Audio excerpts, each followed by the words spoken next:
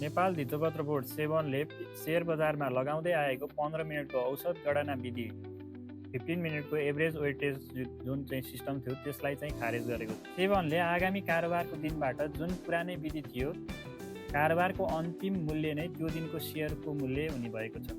Share बजारमा सेयरको मूल्यमा चलखेल भयो, कारोबारको अन्तिम समयमा आएर पोजिटिभ सर्किट लगाउने चाहिँ क्रम बढ्यो भनेर जुन प्राकृतिक रूपमा छैन, जुन चाहिँ स्वाभाविक होइन भनेर चाहिँ एउटा लगानीकर्ताहरूले आवाज उठाए पछाडि धितोपत्र बोर्डले चाहिँ यो 15 मिनटको एभरेज वेटेज सिस्टम चाहिँ लागू गरेको थियो।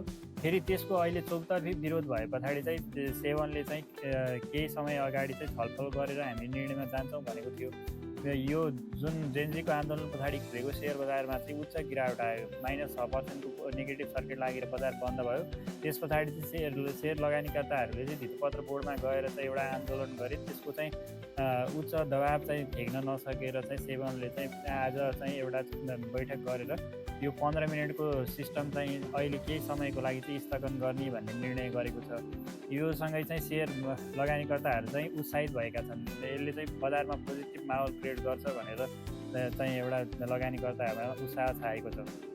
यहाँहरूले चाहिँ यो 15 मिनटको टाइम लागू गर्नु पर्थ्यो अथवा यसले चाहिँ मार्केटमा चाहिँ नेगेटिभ असर गरिरहेको थियो या पोजिटिभ चाहिँ इफेक्ट भइरहेको थियो। यसको बारेमा चाहिँ तपाईँहरूको विचार के छ? कमेन्ट मार्फत जनाउनु होला।